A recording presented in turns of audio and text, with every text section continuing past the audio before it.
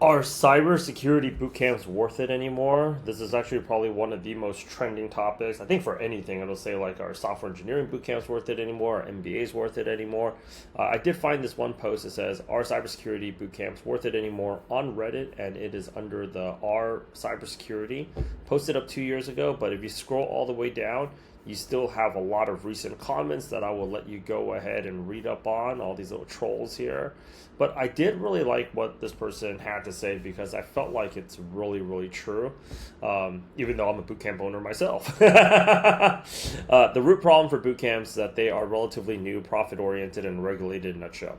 Unlike programming bootcamps, which have comparatively established track record of elevating layperson to be somewhat of a competent developer, cybersecurity bootcamps are relatively new to the scene. It has been 2 years since this post has dropped, so it's like capitalizing on reported short staffing problems industry wide.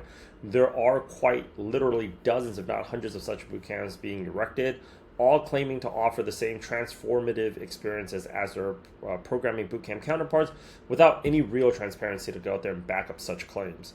There is little uniformity in what should reasonably constitute as core cybersecurity curriculum. Some bootcamps offered by universities act as a certificate programs which feed into their undergraduate and graduate programs. Some bootcamps tout as a kind of holistic zero to hero curriculum, producing all of their content in-house, blah, blah, blah, blah. Some bootcamps structure their entire teaching experience around tutoring for other vendor certification bootcamps. The point here is that absent an understood unilateral and uniform curriculum, bootcamp experiences can vary widely. That makes it difficult for employers to judge what you actually know. Becoming a subject matter expert in cybersecurity is a massive undertaking. That I do not disagree with at all. The worst and most prolific boot camps are of the bunch are the ones that build themselves around tutoring towards passing other vendors' exams. More often, such programs aim at the lowest rungs of certification, technology agnostic, such as CompTIA, A plus, Network plus, Security plus, blah, blah, blah. Almost every bootcamp I've encountered is profit oriented. They're not wrong. The real incentive to enroll in these programs is the prospect of changing careers. That, on the other side, is a job waiting for you. But while your friends may anecdotally have been successful, the reality is most folks looking to get their first break in cybersecurity, they really, really, really struggle. So let's talk about like what are the three major phases that you have to undergo to get a cybersecurity job. Can you go ahead and get a cybersecurity job without a cybersecurity bootcamp? Yes, and I've actually met those people before. We've also hired those people before as our instructors. We've also hired those people as our mentors. We have actually brought those people in to go ahead and get guest sessions. So, like instead of saying like are cybersecurity bootcamps worth it, I think what people really need is a better framework and how they can make themselves successful. Because this person's not wrong here. Cybersecurity bootcamps exist to make a profit. It is a for-profit business. But you know what else is also a for-profit business? Four-year universities and MBA programs are also for-profit businesses as well.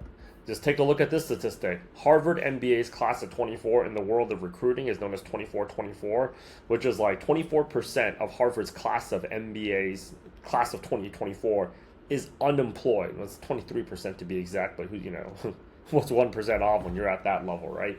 So I think what people need is when you're coming into a boot camp, set up a game plan for yourself. And this is why in our program, it's very important for you to go ahead and meet with your mentor.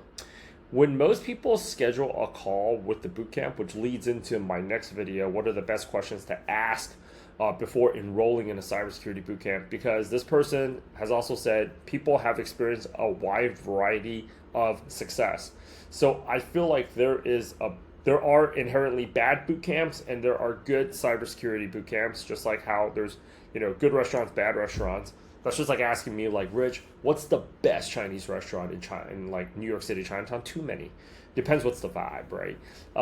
Each boot camp is gonna obviously sell themselves as the best boot camp for you. And if you ask me, I think we're the best boot camp for most people. But you need to come in here with a game plan. And the game plan needs to go out there and break down into the following.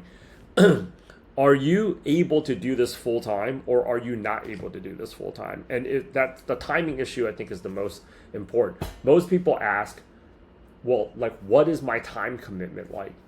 Your time commitment is a non-starter. What's more important is what time do you have to commit? Because there's people that don't have anything to do, and this is all they have to do. We've had people where they graduated from high school and their parents are like, we're going to go ahead and send you to a cybersecurity boot camp because you need a real job.